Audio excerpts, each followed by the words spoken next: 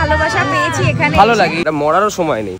উফ বাবা দারুণ লাগছে। এরকম একটা রোডের ধারে বাড়ি হলে কি ভালো হয়, ভিউটা কি সুন্দর না। সরপুরিয়াটা দারুণ লেগেছে।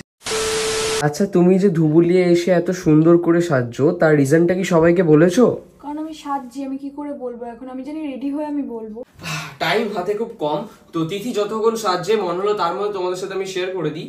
আমরা এখন এসেছি ধুবুলিয়ার বেথুয়া ডহরিতে। তিথির আর আমার ইউটিউব পুরো গোটা জার্নিতে আমরা প্রচুর প্রমোশনস পেয়েছি। তো সেখান থেকে 3-4 বছর আগে পরিচিত এক দাদা যে আমাদের প্রমোশনস দিত, তারই আজকে ভাইয়ের রিসেপশন, তাই আমরা সেখানে আমন্ত্রিত। আমি আর আমার ম্যাডাম ম্যাচিং করে সেজেছি। আজকের লুকটা কেমন লাগছে বলো? তোমাকে অলওয়েজ সুন্দর লাগে, সুন্দরী, বাট এতক্ষণ সময় নেই, এখন আমাদের বেরোতে হবে, তাড়াতাড়ি নাও। আর ওকেও দোষ দিয়ে লাভ নেই, ওই দাদা আমাদের গাড়ি পাঠায় বলেছিল 9টা থেকে 10টা নাগাদ, আর আমরা এখানে ঢুকে পড়তাম ঠিক দুপুরবেলা। বাট কোনো একটা কারণে সেটা একটু ডিলে হয়ে যায়, যার জন্য আমরা এখানে এসে পৌঁছাই 7টা নাগাদ। ওইসব এখন বাদ দাও, তাড়াতাড়ি চলো, লেট হয়ে যাবে, আমরা পরে ওইগুলো শেয়ার করতে পারবো। ও হ্যাঁ, বাদ বাকি তুমি তো তোমার মিনি ব্লগে বলেই দেবে। হ্যাঁ চলো দেখি বউ। উফ বাবা দারুণ লাগছে কিন্তু। এই আমাদের গিফট, আর এই আমাদের ফুলের বুকে, কিন্তু আমরা মন পছন্দের ফুলের বুকে পাইনি। শুনলাম নাকি বেথুয়াতে এইরকম ভাবে ফুলের বুকে পাওয়া যায়, আর তাই এরকমই নিয়েছি। আমরা ব্যারাকপুর থেকে নিয়ে আসিনি, কারণ ভেবেছিলাম এরা নেতিয়ে যাবে, আর অলরেডি নেতিয়ে গেছে, টাটকা পাইনি আমরা। আমার যেটা মনে হয় ব্যারাকপুর থেকে নিয়ে এলে একটুখানি বেটার দেখতে লাগতো বুকেটা, কিন্তু ঠিক আছে। হ্যাঁ এখানে তো আচ্ছা, যারা বেথুয়া থেকে আমাদের ভিডিও দেখো বলো তো, এখানে কি এরকম টাইপেরই পাওয়া যায় বুকে, নাকি আমরা 2-3টে দোকান ঘুরেছি, সব জায়গায় এটাই, মানে এটাই তাও আমরা ঠিকঠাক পেয়েছি, নাহলে আরো ছোট ছোট দেখাচ্ছিল, যেটা আমাদের একদমই ভালো লাগছিল না। তো চলো, আমাদের গাড়িও চলে এসেছে, এখান থেকে শুনেছি 14-15 কিলোমিটার। আমিও উঠবো? ওকে। তো আমরা এখানে হোটেলে তো বললামই পৌঁছেছি 7টার সময়। তারপরে কোনো রকমে সেই যেহেতু দুপুরে বেরিয়েছি, একটু ফ্রেশ হয়ে হালকা পাতলা একটু স্ন্যাক্স খেয়ে তারপরে রেডি হলাম, আর এখন প্রায় 10টা বাজতে যায়, আমরা যাচ্ছি। আসলে কি আমরা বিয়ে বাড়িতে সেরকম তো ব্লগ টক করি না, সবার সামনে একটু অকওয়ার্ড লাগছিল, বাট আসার পরে আমরা এত ছবি তুলেছি আমাদের এই জায়গাগুলো পুরো ব্যথা হয়ে গেছে।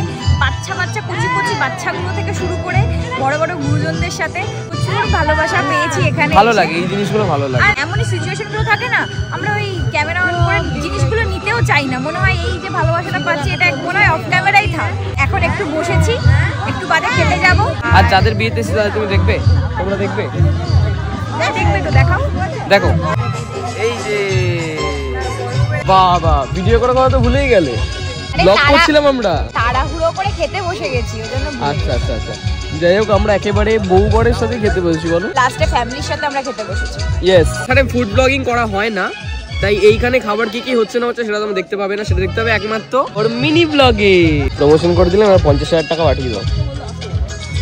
2000 years later. কি হলো, বিয়ে থেকে খেয়ে এলে এখন মুড অফ কেন? মুড অফ না, এত সুন্দর করে ভাবলাম একটা বিয়ের ব্লগ বানাবো, কিন্তু কমপ্লিটই করতে পারলাম না। আসলে ব্যাপারটা এমন হয় না, মানে যখন ও আর আমি দুজন মিলে বিয়ে বাড়িতে যাই, ভীষণ একটু অকওয়ার্ড লাগে, মানে চেনা জানা মানুষ প্রচুর থাকে, এই বিয়ে বাড়িতেও প্রচুর চেনা জানা মানুষ ছিল। এমনকি আমরা যে দাদার বিয়ে বাড়িতে গেছিলাম, ওর সাথে তো ভীষণই ভালো সম্পর্ক, আমার সাথে তো কথা হয় না কোনো ব্র্যান্ডেরই, আমার সাথে অনেক ভালো সম্পর্ক। মা বাবারা থাকলে কি হয় না যে অতটা কোনো ব্যাপার হয় না, বা মিনি ফিনি থাকলে কি হয় ক্যামেরা করে দেয়, অতটা ব্যাপার হয় না। আমরা ভাবি যে কি ক্যামেরা অন করে বলবো বা কিছু, আমরা তো দুজনে আলোচনা করছিলাম যে কি সুন্দর দেখো স্টেজে উঠে সবাই এরকম করে ব্লগ করছে।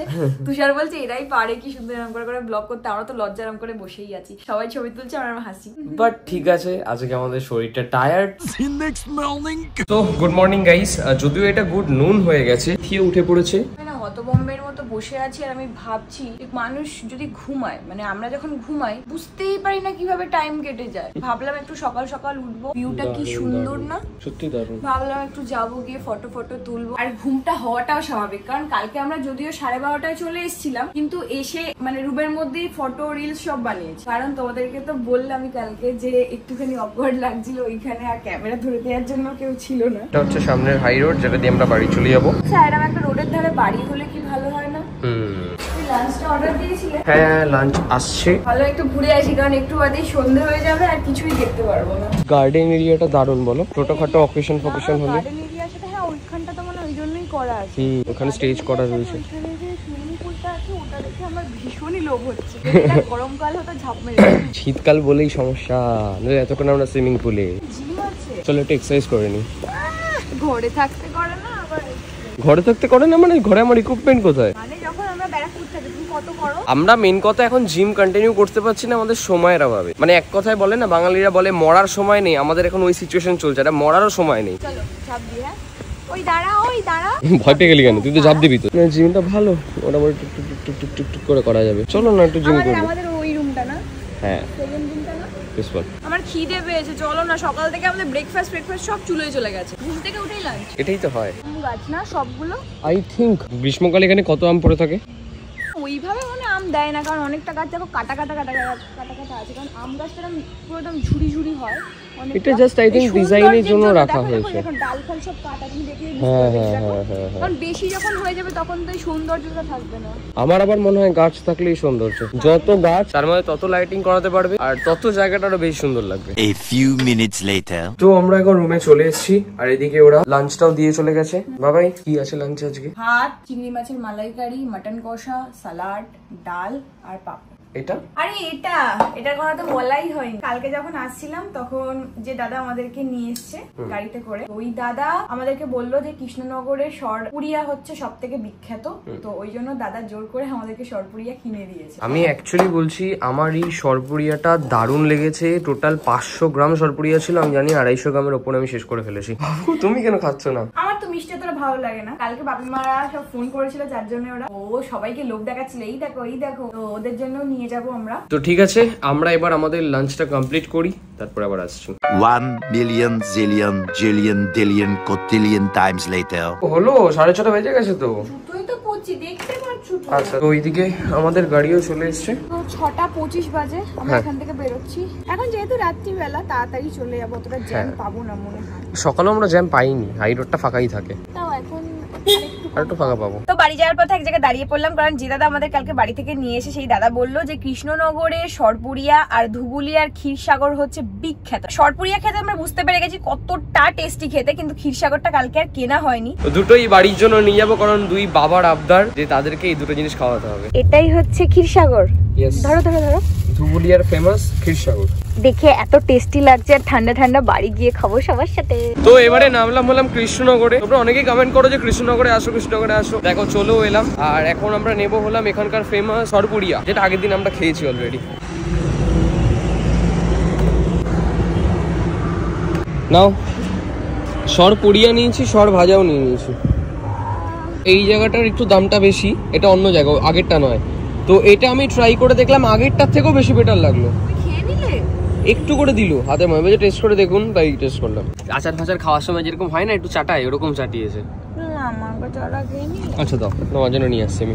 আরে না, আমি এমনি তো মিষ্টি ভক্ত না। আমাদের আবার রাস্তায় দাঁড়াতে হলো কারণ ফুচকা খাবো। এখানে ফুচকার এটা দেখো, জলের জায়গাটা দেখো, মাটি কুটি এমন। এবারে বাড়ি গিয়ে তারপরে ভ্রমণ করবো। তো যাই হোক, আমরা এখন বাবাদের জন্য এনেছিলাম হলো সর ভাজা। কালকে আমরা সরপুরিয়ার নাম করে সর ভাজা খেয়ে ফেলেছি। হ্যাঁ, আমি ঠিক জানি না তাও কোনটা ঠিক কোনটা ভুল, তোমরা কমেন্ট করে জানাও এইটা কি আর এইটা কি। এখন দোকানদার বললো এইটা সরপুরিয়া, এটা হচ্ছে সর ভাজা, এটা হচ্ছে ক্ষীরসাগর। কিন্তু আমার জানি না কেন এটা ছানার পায়েস লাগে। একই জিনিস, শেপটা আলাদা। খেলে বুঝতে পারো, কারণ ছানার পায়েসের মধ্যে ছোট ছোট থাকে। এটা একটু আমি যখন এটা দেখেছিলাম না, আমি চমচমে খাও, হ্যাঁ রসমালাই খাও, সবই এক। বাবা আমার ক্যামেরা দেখে লজ্জা পায়। এটা কি সেটা বলো আগে, কেউ বলছেই না। আগের দিন যেরকম আমি কেক বানিয়েছিলাম, তো বাপি আজকে আমার আমাকে সারপ্রাইজ দেবে বলে একটা সুন্দর ছানার কেক বানিয়েছে, বাট বাপিটা মনে হয় বেশি টেস্টি হবে দেখে বুঝে যাচ্ছে। পুরো দোকানের মধ্যে জড়িয়েছে। আমাদের ক্রিসমাসে কেক বানানো হতো, পুরো সেই দিনের কথা মনে পড়ে যাচ্ছে।